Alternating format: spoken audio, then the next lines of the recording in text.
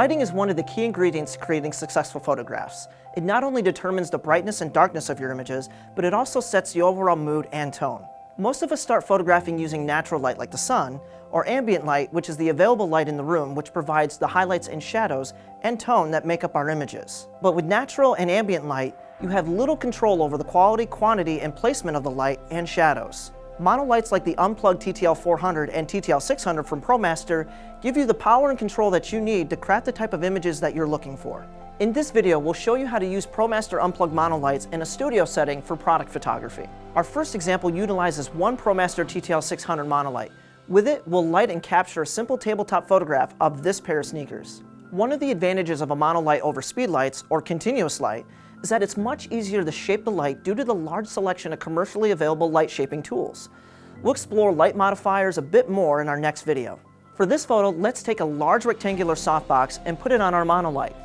This will give us a larger, softer light source.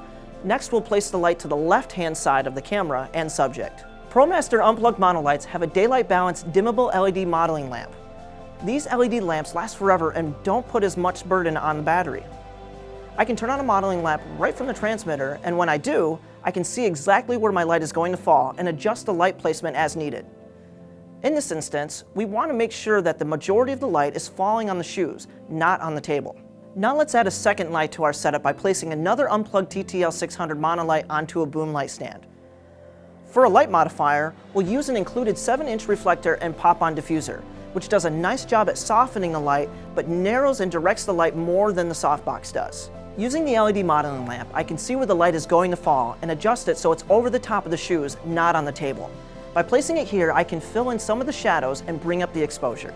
Now let's add a third light. We'll place another Unplugged TTL600 monolight on a light stand and place it just behind where I'm standing by the camera.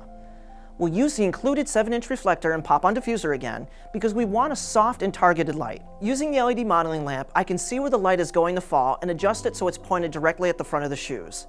This helps me to further shape the light and get better contrast out of my subject. Now let's try something different. Let's add black seamless paper and a sheet of black plexiglass to our studio setup. This will create a completely different look and feel to our product shot. On a TTL monolight, the power of the light emitted is directly controlled by the camera's metering system. The Unplugged TTL transmitter is what allows my camera to communicate with the monolight. The camera's meter will read the scene and determine how brightly the monolight needs to flash. TTL frees you from having to manually meter the scene and adjust the camera and monolight settings manually. If I want to adjust the brightness of the light, I can do so right from the transmitter, up or down in 1/3 stop increments, as much as plus or minus 3 stops. This is called the flash exposure compensation. TTL gives you fast, reliable automatic results. Flash exposure compensation allows you to brighten or darken the photo based on your photographic vision. Let's turn our overhead fill light back on, but this time we'll adjust the light using flash exposure compensation. The Unplugged TTL transmitter and TTL monolights offer 3 groups. You can leave all your lights in Group A, but by assigning this light to Group B, I'm able to control this light independently of our key light right from the transmitter. Using the monolight controls, let's set the group to Group B. This will allow us to control the flash exposure compensation of the key light and hair light independent of each other, right from the transmitter. Not only can I adjust the 2 groups to balance the exposure and set the tone of the photo, I can also turn a group off entirely if I don't want to use it in the shot. Additionally, I can leave TTL mode and take a monolight into manual mode, so I have total control of the light's output over a 7-stop range. Let's add our third light back into the mix. We'll set this light to Group C so I can adjust its power independently of our key light and fill light right from the transmitter. By using flash exposure compensation, I can adjust the power of our 3 lights for different looks and feels. The distance of our light source from our subject is also important. This affects the hardness and softness of the light. Just by moving the third light further away from the shoes on the plexiglass, the light becomes more intense and the shadows more defined. This is called hard light.